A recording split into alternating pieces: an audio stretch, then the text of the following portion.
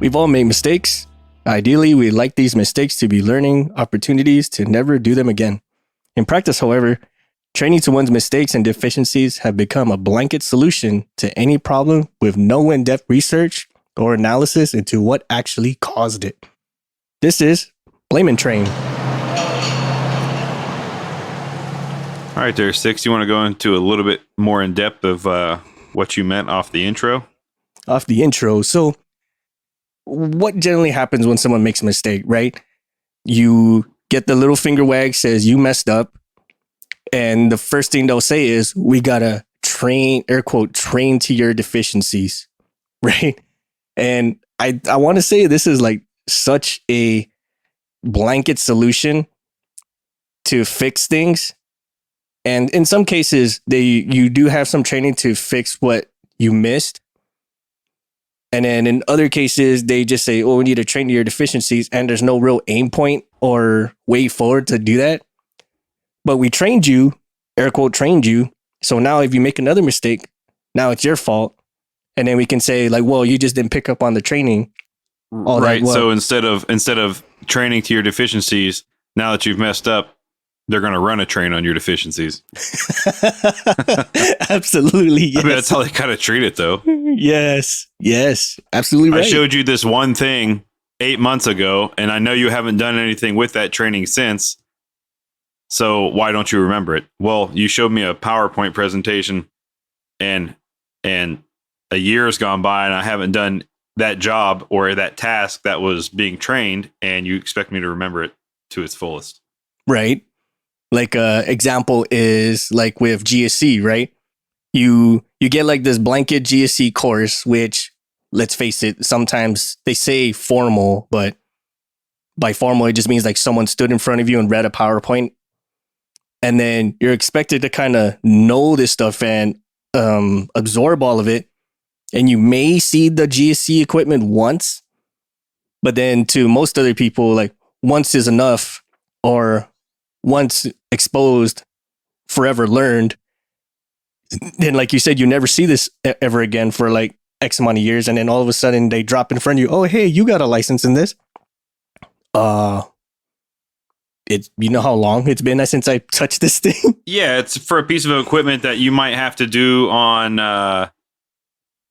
an annual inspection when you got to take the airframe apart and kind of deep dive it and look at it. Or let's say it's on flight hours, right? But let's say your airframe doesn't fly that much. So you have to do this every 5,000 flight hours. But if you're flying max of 10 hours a month, that takes a long time to get there. And so 3 or 4 years go by, and they're like, yeah, just go ahead and pull this component out.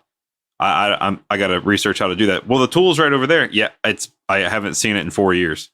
Like, look at the dust layer on it. I don't remember how to use this thing. I don't even think the actual publications even exists anymore. Or if that piece of equipment is been well past out of date. I couldn't even tell you if it's out of date because that's how long I've seen it. What inspections were supposed to be done on it in the past 4 years? Because I'm looking at this. Well, for the Air Force people, they'll know what a Form 244 is. But you look at the day of use inspection, and you're like, well, there's nothing been done on this thing in 4 years. Like, what am I supposed to base this off of? It should be good. Yeah, perfectly fine. And a personal example on my end is a window install for an egress system.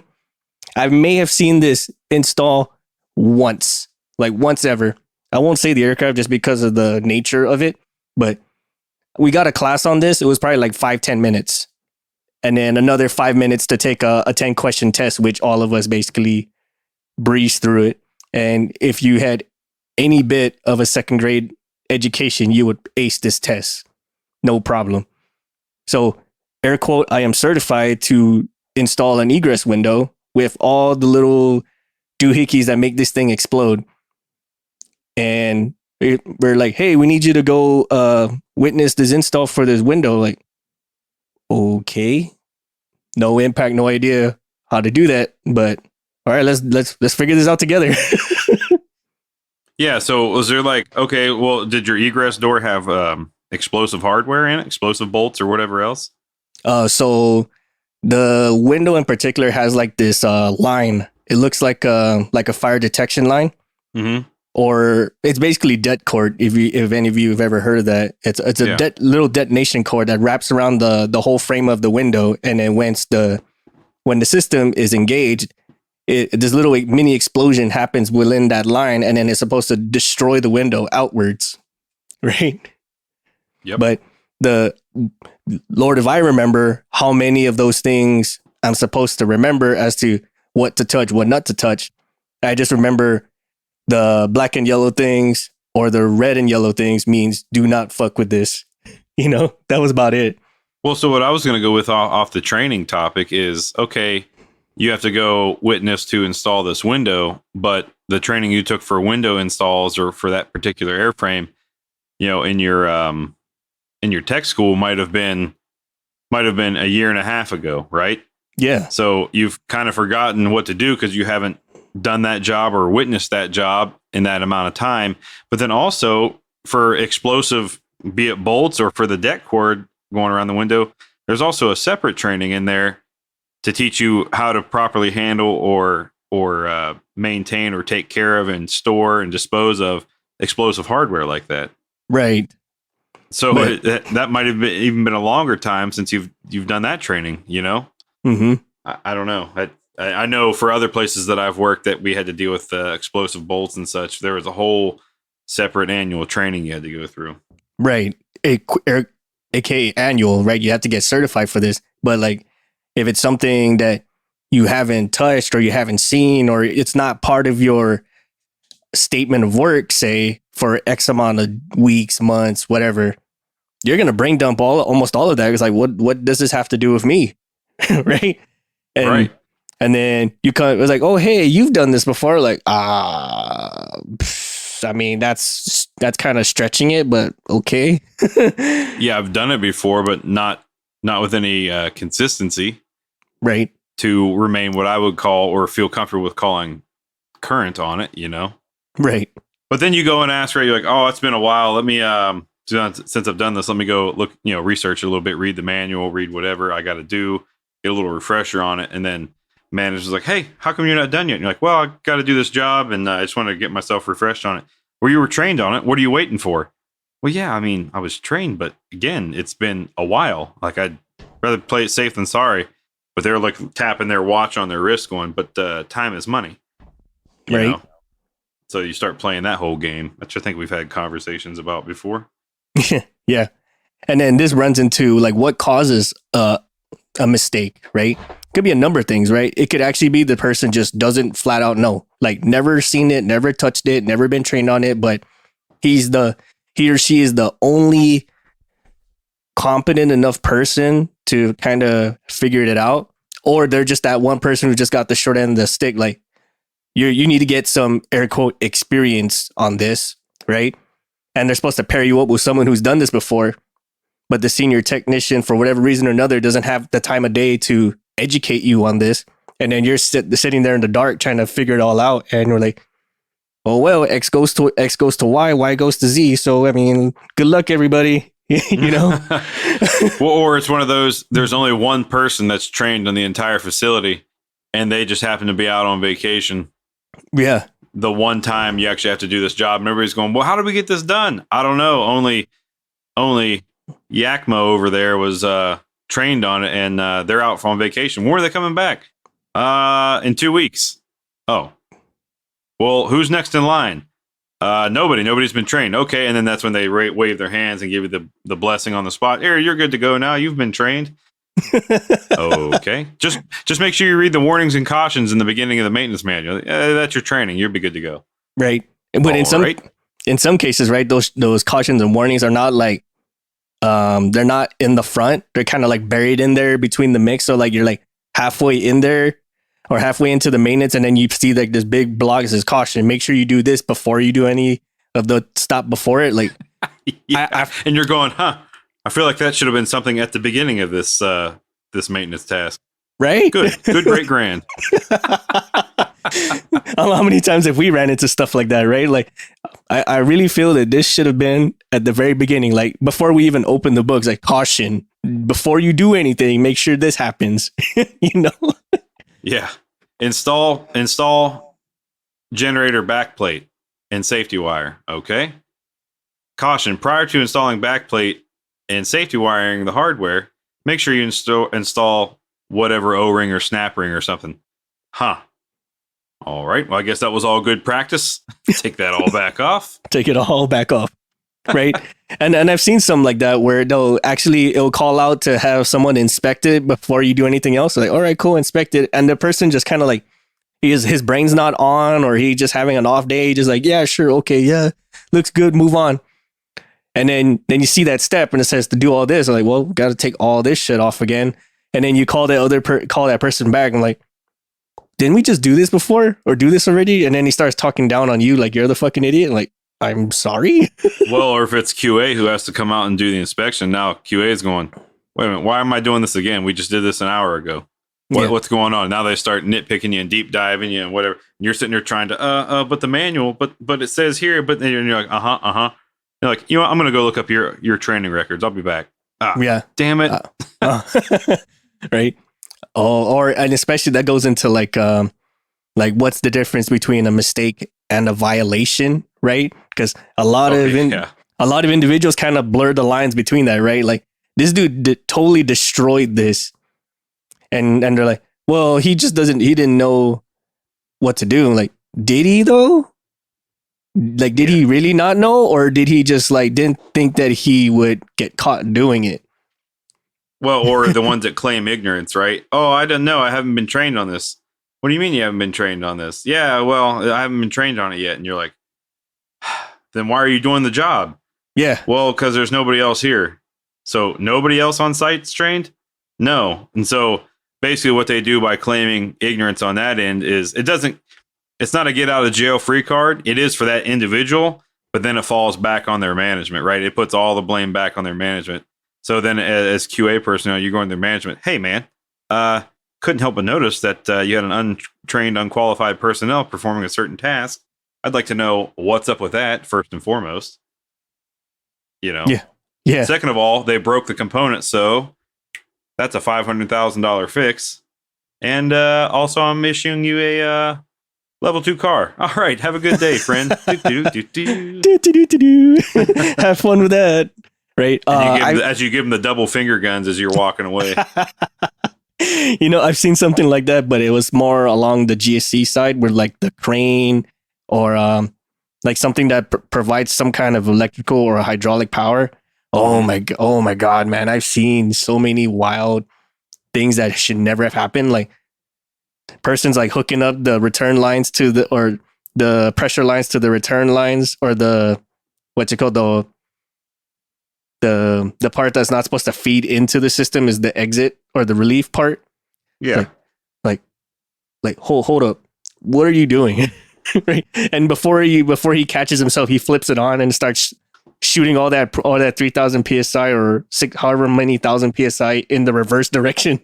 Blows out every freaking baffle. Every freaking baffle and bellows and whatever else. Heck yeah. And then you just see this thing just like peeing hydraulic fluid everywhere. Like, oh. Blows out all the seals, ruptures a line. It's like, well, go get your manager. Just come on over. just come to my office. You really went straight for 3,000 PSI. Didn't even gradually step it up at all and verify along the way like it says you're supposed to. Full send, bro. Nope. Right to 3,000. Awesome. Good. Full send. Well, at least we know the mule works. Roll it. So I have sort of a training, and it's just from today. So where I currently work, for some reason or other, we have to, when we do weight and balance, or every time we fuel the aircraft, we have to do weight and balance. So we have to put it up on scales, take measurements, get your, it's a really in-depth process. It takes, let me put it to you this way. If everything goes well during that evolution, it's minimum 5 hours to do it for one aircraft. Wow. Yeah, it's insane. The guy who has developed the weight and balance program, it's very detail oriented, it's got a lot more information than you would ever really need. This would be something like what we have to do every time. It would be something I would think you would do at the initial when you're doing the very first baseline way, Mm-hmm. and some fuel calibration, levels and all that kind of stuff, and maybe every 2 or 3 year cycle, right? When you have to re-baseline, or maybe Right. after a massive mod cycle or something where you're installing a lot of components or whatever else. Yeah, I was about to say that, like when you do like a drastic weight change, like it goes But from like, we have to do this even if we're going to go just fly for 30 minutes, fuel enough to go fly for 30 minutes. wow. Yeah, it's it's such a nightmare. It's, again, the guy who created it, very detail oriented, but it's also very apparent that it's not user friendly. Like how to do this system, it's not user friendly, and I'm air quoting here, train people on how to do it, but there's 3 different levels to do it. Oh, and that guy who created it's not on site, so he only comes around once a month, and he's only around for 3 or 4 hours at a time. So getting certified is next to fucking impossible. And so you have to. It's just a really big pain in the butt, and it seems like the guy did it to justify his existence. Like, if I make it so difficult that I'm the only one who knows, then they can't get rid of me. Oh my God. I know so Anyway, many. yeah. Anyways, so today we're fueling for a short flight, and first conundrum: the fuel truck runs out of fuel at 500 pounds short, so that was a delay. But anyway, so we're sitting there, we're inputting the data. We have the Form F out there.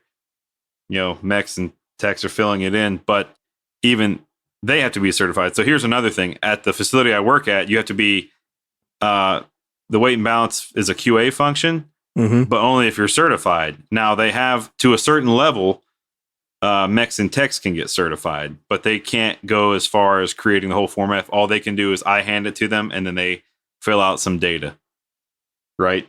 Yeah. So I myself am not certified yet. The 2 other QA individuals on shift with me were not certified. Actually, the 4 other on shift were not certified. And every mech and tech we had there was not certified. So we go through this whole fueling event, and we get done, and we're like, "Hey guys, did you do the fuel density check?" And they're like, "Oh, no." And this is like 30 minutes after we're done. We're like, "Okay." We're like, "Well, who's going to do that?" And they're like, "Oh, well, the crew." They call it the crew chief. "Oh, the crew chief will do that." So I'm looking at all the senior guys going, "All right, which one are you going to do it?" And they're all going, "Well, I'm not certified." "Well, I'm not." And they're like, "We thought you guys are here. Why aren't you doing it?" I was like, "Well, we're not certified either." So we're all sitting there like that Spider-Man meme, pointing back and forth at one another. Like, "Wait, that was you. I thought you were certified." "No, it was you. No, it was you." So long story short, the only one person on site who's certified is my boss, and he comes out once he realizes that the density check wasn't done on time, and then that we did this whole thing without a certified weight and balance person on hand. Man, he was pissed, and he starts he pulls us all aside, and he kind of starts cutting us up and down. And I'm like, "Okay, well, I kind of messed up. Yeah, I get it. But I thought those guys were." And he's like, "The mechs and techs were." And he's like, "Well, they're not." And I said, "No, they're not certified." And he goes, "Well, what the hell?" I said, we're not certified." I said, he's like, "Well, we got to get all this training done." I was like, "Yeah, but when? Right? When are we going to get this stuff done?" And he's like, "Well, you took the initial class." I said, 2.5 months ago, and I haven't done anything with weight and balance since. And that was just a PowerPoint slide. Right. And I was like, "I get it." He's like, "Well, we could have asked the questions. We just wasted a lot of people's time and money." And I was like, "Okay, I could have asked more questions, but also, where the hell is the maintenance management at? Why do they have people assigned to this project who aren't certified?" Right. I'm like, it's just crazy to me. I was like, I get it. I'll take some blame. I could have asked some more questions, but something's got to fall on them too. Right. So again, long story short, all this training effort, and we need all this training, yet you got to tell me out of 50 plus people, not one person there was certified. And that's where they're going, management going, "Why aren't you trained up yet?" So we brought up to the maintenance manager, and they come out and start yelling at your guys, "Why aren't you trained up yet?" "Yeah, QA, why haven't you set up a class to do this?" And then our boss is like, "Well, I've tried to set up a class, but everybody's too busy with the schedule and everything to be able to take it. So it just never gets done," and blah, blah, blah, blah. And I'm like, okay. So then what do? Yesterday and today are supposed to be full on training days, no maintenance happening. Well, that happened yesterday, and today they're like, "Yeah, we're going to skip all training today." because we got work to do. And I'm like, well, see, there you freaking go. Yep. There you go. And so what ends up happening by the end of the day? They take the 3 crew chiefs, the 3 lead technicians or mechs and techs, and they do a 30-minute quick speed through class, and they give them that little wave of the hand, and now they're certified. And I'm like, oh my God. Okay, this is going to work out awesome. Right. No, nothing's going to go wrong at all. What could go wrong? Right. Oh my God. You're giving me so many freaking flashbacks right now. I'm just like, oh my God. Right. Yeah. And I just couldn't believe it. Yeah. I was like, I mean, I can believe it because let's face it, I think all of our listeners would agree too. Most aviation shops out there have a bunch of shenanigans going on like this. Like I think it's not just exclusive to one shop or one company. It's an inherent problem throughout the aviation realm. Right. And then you hit the nail on the head as far as like, well, when are we going to train? Whenever the schedule is pushed so hard, everything else goes to the side to include your common sense, which would pump the brakes when you say, wait a minute, do we have the right people on the job for this? Right.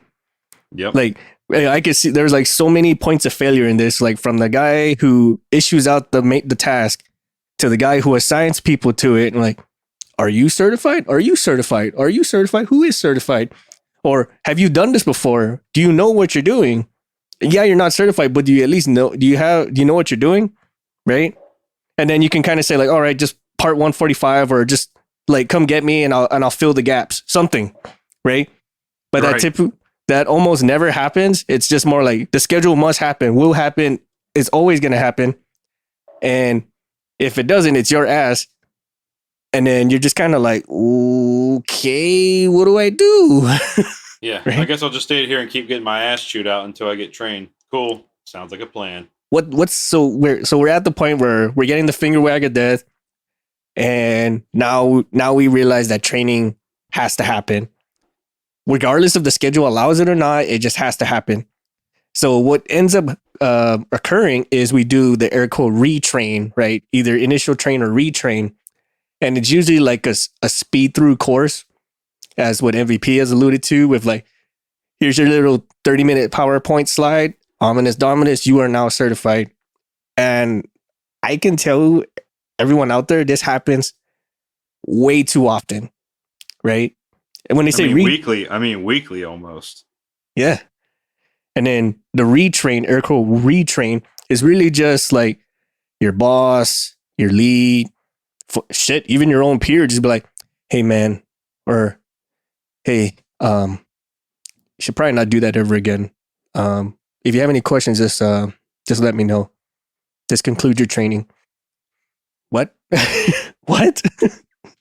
Yeah, well, or like, so what they do is they'll assign people to a project, and it'll be the same 5 people working that project for months and months and months. And then guess what? It's time to go field that project. So who do they send? They send the 5 that were working on it the whole time to make sure it goes smoothly in the field. But while they're gone, they say, hey, we're going to do all that same thing to the rest of the aircraft. And they're like, so get after it. And everybody's standing around kind of twiddling their thumbs and going, I don't know what to do. I didn't do anything with this. I wasn't a part of this. I wasn't part of the email traffic. I wasn't brought in on the meetings. What are we doing? We'll just do what the other guys did. I can't. Well, here's the drawings. Here's the engineering memorandums. Here's the manual. Figure it out. Okay. And so what they do, and they work through it. And next thing you know, they've cut other cables. They've cut into the fuselage. They've messed something up. They've bent pins. They've broken equipment. You name it. Right. It happens. Mm-hmm. And then they go, and then same thing. They want to start playing that finger wag and yelling at you and knife handing you, telling you messed up, until you throw it back in their face like, well, I wasn't properly trained. So it's, my word against yours. And they're going, oh, okay, cool. And then they, in some cases, right, in the most extreme of cases, management gets HR involved because like, yep, it's going to be a formal write-up. We're going to punish you, this and that. And then the maintainer's going, okay, cool. And then HR is asking them questions. And, well, why did you do this? And why didn't you follow this? And they're like, well, follow what? I didn't have any formal training. You can check my records. And then HR looks at management going, they what now? They didn't have any training. And that's when management's like, whoops. So then that's when you see the next week, like, mandatory training for everybody. Must have it completed by close of business Friday. You have 2 days to comply, blah, blah, blah, and all that kind of crap. Yeah. And that's how training does. So it ends up being a half-assed PowerPoint presentation instead of a more of a hands-on, in-depth, syllabus. Oh, this reminds me especially of this one project you and I were managing or working on. Like something bad happened. I can't remember exactly what, but the retrain was literally just a sheet of paper, like a 1 to 2 page paper, and it says, "Read this. You have now completed training." I'm like, reading signs. Yeah, I remember that. Reading signs. Like, what? I didn't even know what I just read. Right. It was all lawyer speak. You could tell HR typed it up. Right. It was like a PowerPoint of 1 slide. I'm like, why? This is an airplane with it highlighted and the an arrow pointing to it. And you're like, okay, flip the page. You have been trained. Huh. Wait a minute. I suppose I have. All right. wait a minute. Wait, I didn't. What was the question again? Wait a minute. Right. Charlotte and I were just having this conversation like a couple minutes ago about like where you're doing the Final Jeopardy. You have to write down your answer and the time's ticking. We're like, wait, what was the question? Yeah, I mean, that's how it is sometimes. It's unfortunate. I understand. I think why most companies have gone to a CBT or computer-based training, because you hire a small team in your training department. 5 to 10 people, and all they do is build PowerPoint presentations off of either input from maintenance or just what they find in the maintenance manual. Mm-hmm. And then that's what all the new hires get. So they say, oh, you'll get more of it when you do OJT. But let's face it, OJT can, depending on the aptitude of the individual and how quickly senior maintenance wants to push those guys through, the CBTs are oftentimes all that they'll get on it. Right. And so it's no interaction, it's no hands-on. I don't know about the rest of you, but for me, I'm more of I got to do the job a couple of times, and then I feel comfortable with it. I mean, I've gone through CBT hell, and by the end of doing 10 CBTs, you don't remember what you've read through. You just data dumped it. You just went through and memorized enough to do the quiz at the end and pass, and you moved on. Right. And in some cases, those quizzes won't even let you continue until you pass, Right. You just keep guessing the same wrong answer until you get the right one and then go to the next question. Or memorize the pattern. Right. Or in some cases, like it won't even let you select a wrong answer. So like the only option is to pick the right answer. Now, CBT, for those of you who don't know, is computer-based training. That's basically like it can be anything from a PowerPoint to like watching a video play, or for some military individuals, it's like this ridiculously cheap video game where like you got your like a character and your life meter is like your work performance life bar or some shit like that, right? And every time you get a wrong answer, your life bar drops or your performance meter drops or some shit like that. This is the worst Grand Theft Auto I've ever played. Right? No kidding, man. Like my last survival and evasion training, or like SEER terrorist training, was literally like this really cheap Call of Duty game where you had like no guns, and then you get captured and you gotta like figure your way out of the prison camp or something. It's like the stupidest, like the cheapest mesh between Call of Duty and Resident Evil, and you have no guns and nothing to even remotely fight your way out of it. You have to talk your way out of the terrorist of holding you prisoner. Hey guys, we're not all bad. We want the same thing as you and me. Yep. You're a hostage negotiator for yourself. Congratulations, You played yourself. Right. So like what does the retraining supposed to accomplish? We think we kind of implied that throughout the episode. Is like the big one is to bridge the gap from your lack of knowledge to you knowing what to do, right? Mm-hmm. But what tends to happen, as we've also alluded, is they think they can bridge the gap by making the bridge longer or the gap shorter, or just being like, well, here's a paddle and figure it out.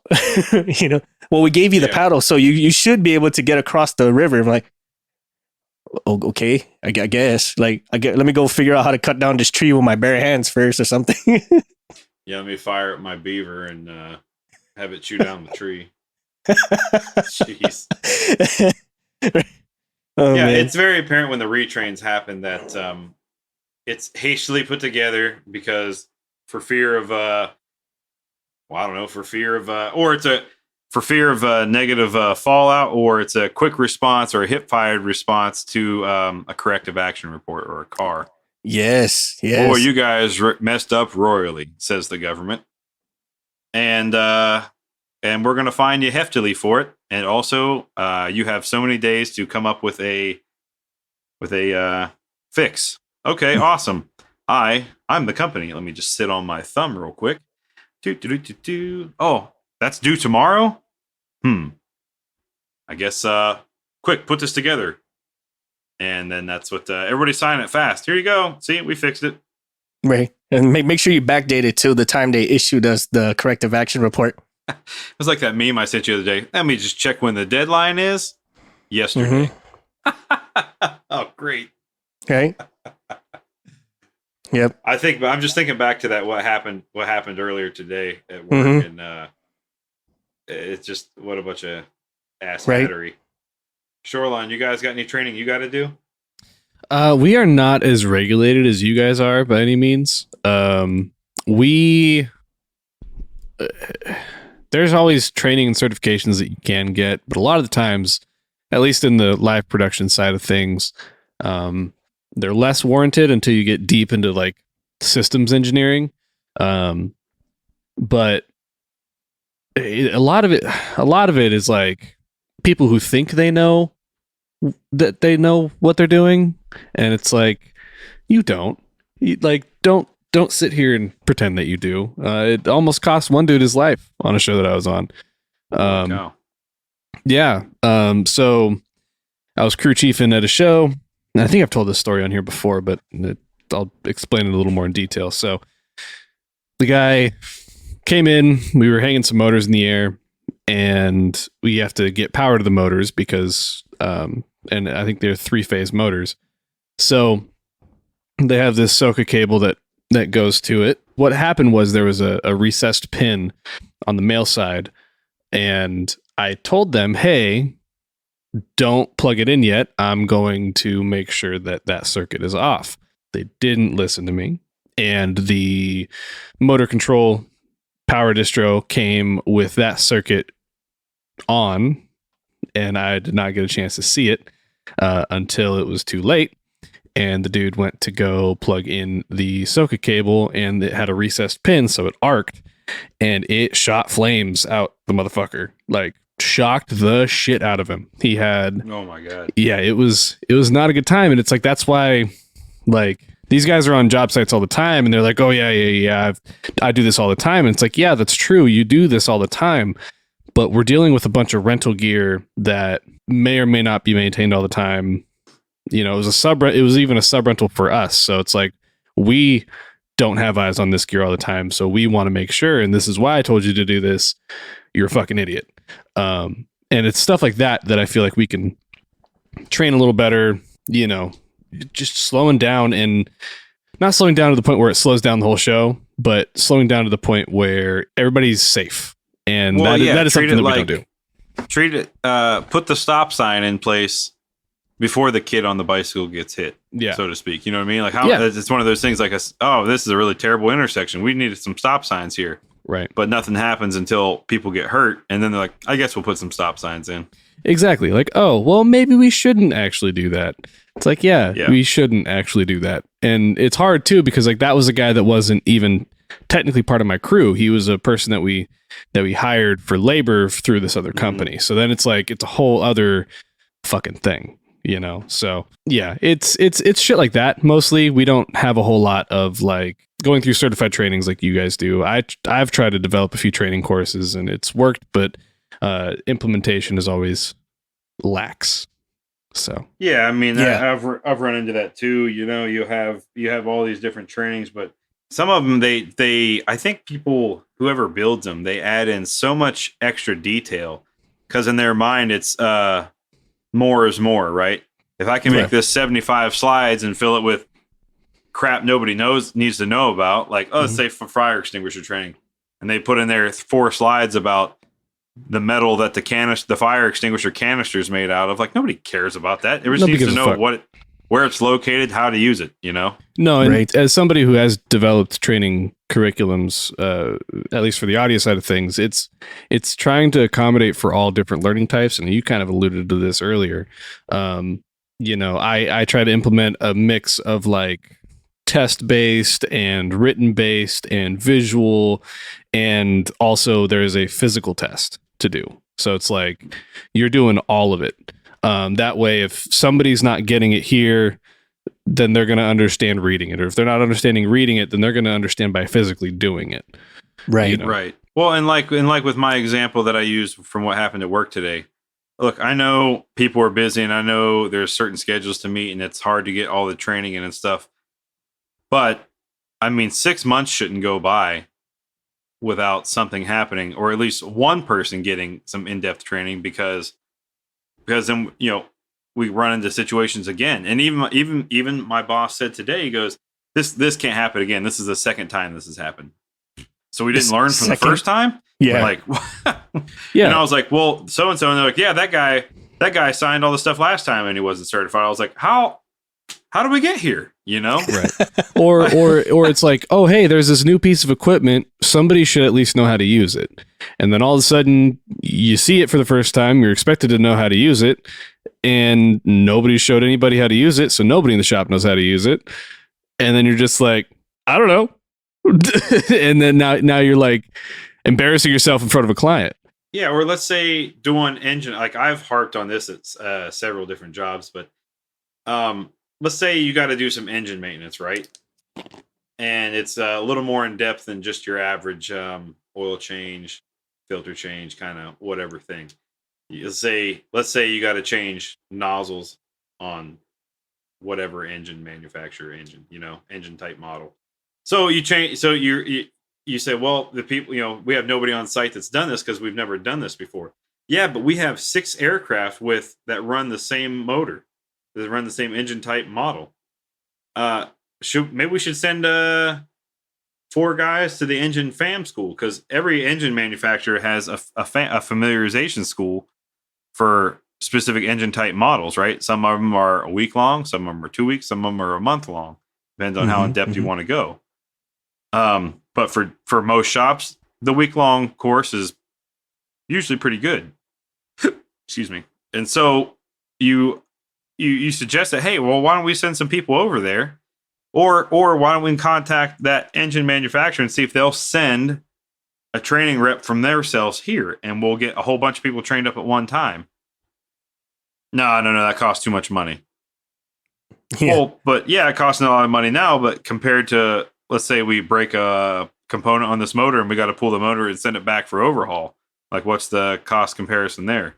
Nobody wants to look at that, though. So lo and behold, parts break, strip off bolts in the motor because somebody was not torquing to the proper value, and you can't tap them out, and it has to go back to depot. So now you're pulling a good motor and spending multiple millions of dollars to one, have the aircraft down, 2, to ship that motor, 3, to pay for the overhaul, 4, to ship it back, and 5, for the time to install it back in and do all the applicable ops checks. Like, you might have lost 4 months there. Yeah. At best, Right. all because somebody didn't want to spend a little extra money to send a few people through training. Right. Exactly. And Charlene brought up a good one about, like, say, like a new system drops, right? Or, and same in your case, MVP, with the engine. I remember this specific example when our workplace was getting this air quote upgrade, or actually a brand new operating system that no one's ever tried before, or no one has tried in the last 10 years. And then all of a sudden it's like, okay, this is gonna be the new, this is gonna be integrated, this is gonna run everything. Get ready. I'm like, get ready for what, man? Like, we've never done this. None of us here have ever done any of this. Are you bringing somebody here to teach us how to do this? Or are you gonna send us to a school to learn how to do this? No, but here is the manual to how to do it. And we'll figure out when we get there. And this manual is like, I don't know, like 250 pages. And it's all like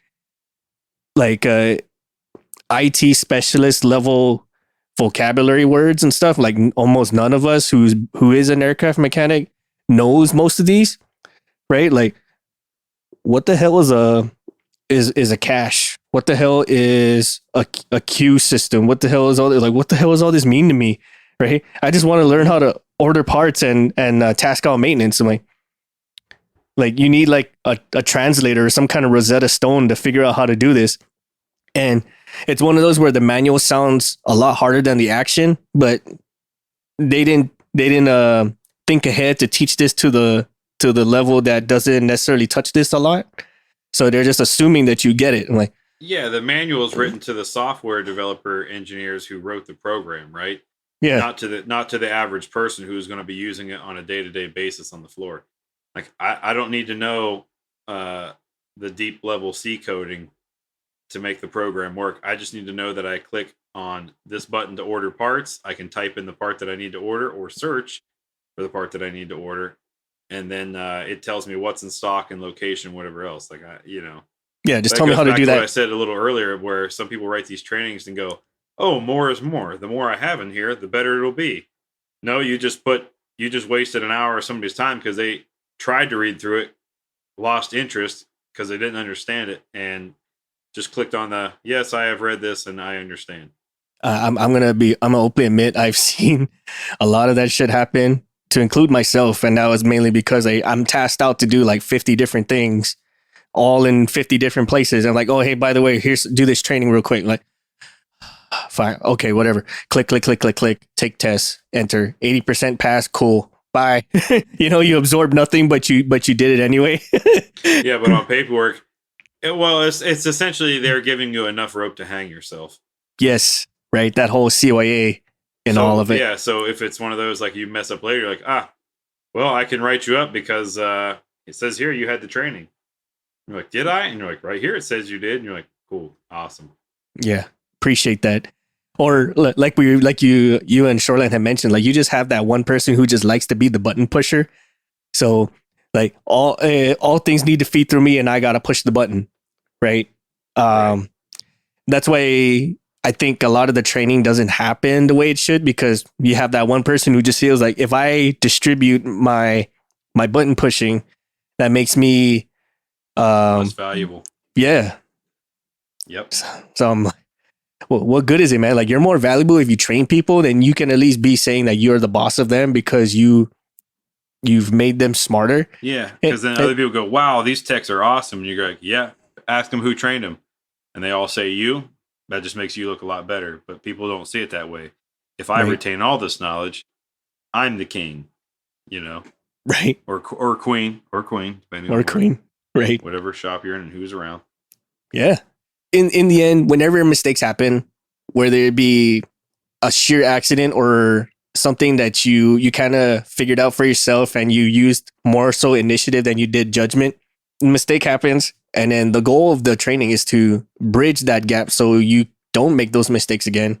But again, we run into this rinse and recycle issue of just blanket solutioning things, that here's your whatever format of training that you're going to get. And then you sign your life away saying that you did it. And then what you actually retained from it was either gainful or neutral. Like, it didn't give you, at least you didn't leave dumber. That's the one thing. Right. And oftentimes, for all of our listeners, you're going to have to take it upon yourself to seek out the training and get it done by yourself in a timely manner, or just make it to the point where you attach yourself to the hip of your senior person and take the best, find all the good people in your shop and take the best qualities of each one and make that yours. Right. Don't rely on a CBT for everything. Right. And don't be the person that says, I know everything. Right. Or that, oh, I've been to the school, so I know everything. Like, well, hold up there, scholar. Yeah. You know? Yeah. I worked on these motors before. Well, when was the last time you worked in this motor? 1988. Oh, okay. You definitely remember a lot then. Good, great grand. Right. No, sorry, friend. I mean, things have evolved since then, or it's been revised. I was going to say revision, but revised so many times. Maybe through some trial and error, like what you were about to push. Right. Yeah, it's pretty wild. Anyways, final thoughts there, Six? My final thought is like mistakes are going to happen, or whether, like we said, whether it be a sheer accident or you just had to bridge the gap for yourself. Whatever training is available, whether it be some reading knowledge, some visual knowledge, or actually going out there and do it, if you can afford yourself to do it, make time to do it. Because if you just leave it up for someone to tell you to do so, the only time they're going to tell you to do so is after the fact. So always be willing to learn, always have an open mind, and always try to make things better. Otherwise, you're going to A, cause a problem, or B, be obsolete because everyone else has moved on without you. And don't be afraid to ask for additional training, right? If you see there's a job out there and you're kind of watching it and you're trying to do some OJT, but it's not really clicking, ask your lead, ask your boss, ask your local training department, hey, is there any additional training I can get on this? Because oftentimes companies will usually have some additional stuff, or they'll find some additional information, but it's not always advertised. And I'm not sure why that is. Might just because it's a time saving effort, right? If the more they can keep you on the floor, the more forward progress they can make. So they're not going to let you sit at a computer and do any more training than is minimally required. Right. Absolutely. So you're going to have to seek it out for yourself. Yes. Absolutely. Yes. And I will say this, if you can afford to, seek out some of those FAM schools like I was talking about on engine types or even airframe types. And our IASA listeners will understand that really well. And a lot of our corporate jet listeners will understand that too. But yeah, if you can afford it and have the time and your company's not willing to pay for it, I would look into it for yourself, because that just makes you more valuable to more people in more places. Absolutely. Yeah. Last thoughts for yourself, Shoreline.